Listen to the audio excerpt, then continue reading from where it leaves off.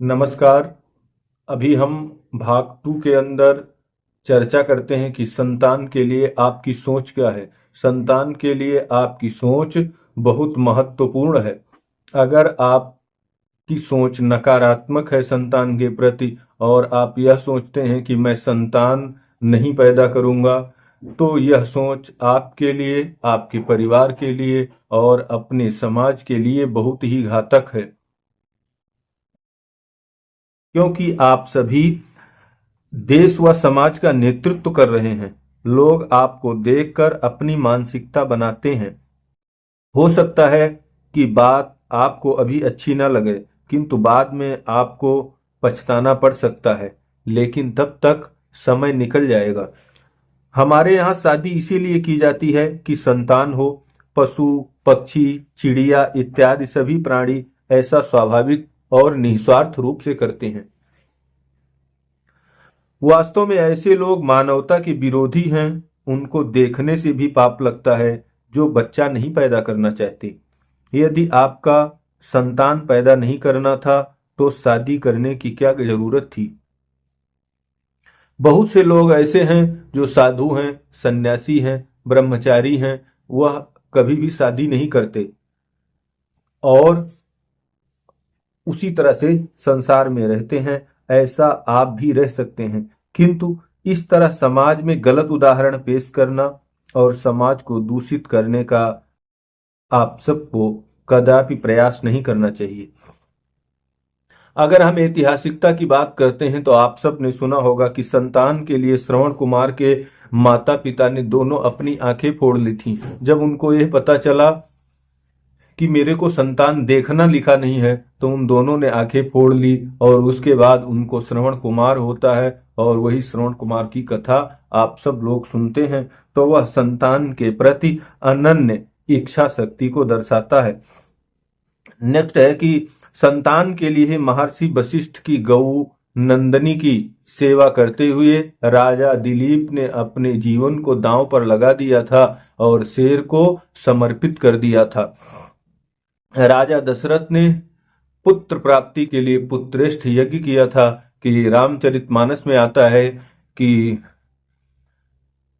एक बार भूपति मनमाही भई गलानि मोरे सुतनाही, कि उनको बड़ा दुख हुआ कि हमें पुत्र नहीं है और वह वशिष्ठ ऋषि के पास जाते हैं, पुत्रेष्ठ यज्ञ करते हैं। और फिर लिखा है कि चौथे पन पायो सुतचारी, कि मतलब चौथे पन अर्थात बुढ़ापे की अवस्था में उनको 4 पुत्र होते हैं, राम, लक्ष्मण, भरत और शत्रुघ्न।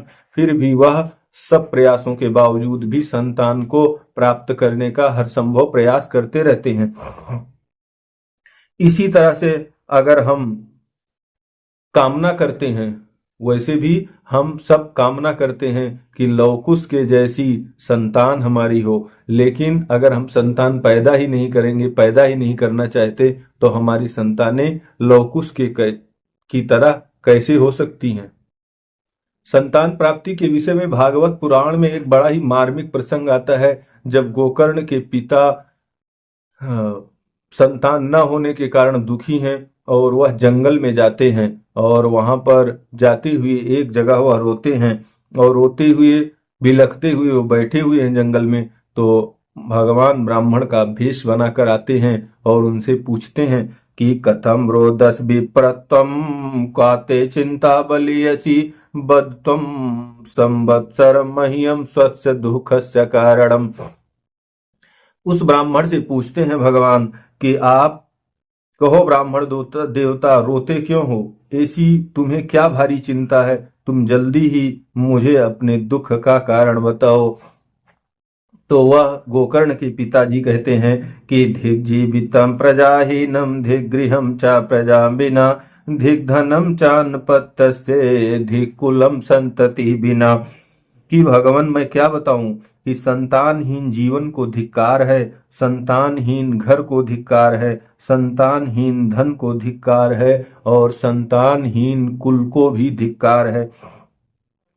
तो फिर भगवान उनको समझाते हैं कि आप पुत्र के लिए इतने व्याकुल क्यों हैं। बहुत से लोगों के पुत्र नहीं है, बहुत सारे लोग संसार को छोड़कर इस संसार से चले जाते हैं, सन्यासी बन जाते हैं और गृहस्थाश्रम छोड़ देते हैं। तो आप भी भगवान का भजन करिए, कोई बात नहीं। जब पूरा समझाते हैं तो वो फिर कहता है ब्राह्मण की पुत्रादि सुख ही नोयम संन्यास शुष्क चा गृहस्था सरसो लोके पुत्र पौत्र समन्विता। वो कहता है भगवान, जिसमें पुत्र स्त्री आदि का सुख नहीं है, ऐसा सन्यास तो सर्वथा नीरस ही है। लोक में सरस तो पुत्र पौत्रादि से भरा पूरा गृहस्थाश्रम है, अर्थात परिवार है।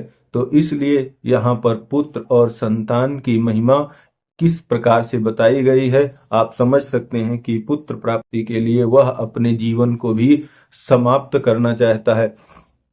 उसके बाद वह भगवान उन्हें फल देते हैं और वह फल लाकर अपनी पत्नी को खिलाता है और गौ को खिलाता है, उससे उसको पुत्र होते हैं। उसकी बहुत लंबी कथा है, लेकिन यहाँ पर कहने का मतलब कि पुत्र प्राप्ति के लिए लोगों की कितनी प्रबल इच्छाएं हुआ करती थीं। अभी तत्काल में ही आपने देखा है कि सिद्धू मूसेवाला के माता पिता ने भी एक पुत्र को जन्म दिया है आईवीएफ के द्वारा। उन्होंने 58 वर्ष की उम्र में इस पुत्र को जन्म दिया है। तो उनकी भी ये आज की घटना है, अभी लेटेस्ट की। तो इस प्रकार से हमारे समाज में हमेशा ही पुत्र को अर्थात संतान को भगवान से भी अधिक महत्वपूर्ण माना गया है, अर्थात भगवान को पाने से भी ज्यादा महत्वपूर्ण संतान को प्राप्त करना है। भगवान सबको नहीं मिलते, लेकिन संतान सबको मिल सकती है, इसलिए हर कोई संतान पैदा करना चाहता है। इसलिए संतान ना पैदा करने की सोच किसी दृष्टि से सही नहीं, अपितु पूरी तरह गलत है। डिले करना संतान पैदा करने से ही जुड़ा हुआ एक और महत्वपूर्ण विषय है कि संतान में अनावश्यक डिले करना, संतान के लिए लेट करना भी घातक है। उससे भी संतान की संभावना समाप्त हो जाती है। और एक आंकड़े हैं कि 3 वर्ष के अंदर 30 लाख लड़कियों में बांझपन और 34 लाख लड़कियों में कैंसर पाया गया। इसका जो कारण है यही है कि शादी के लिए और संतान के लिए डिले करने से इस तरह की समस्याएं देखने में मिलती हैं। कुल मिलाकर इस विषय में कि हमेशा हर किसी की संतान को पाने की इच्छा होनी चाहिए और उसके लिए सकारात्मक सोच होनी चाहिए। इस पूरे भाग का जो निचोड़ है वह यही है। अगर किसी के भी मन में इस प्रकार की धारणा बनी हुई है कि हमें बच्चा नहीं पैदा करना है, एक संतान करना है या एनीवे, तो वह उसको चेंज कर सकता है और चेंज करके सकारात्मकता की तरफ मुड़ सकता है। धन्यवाद।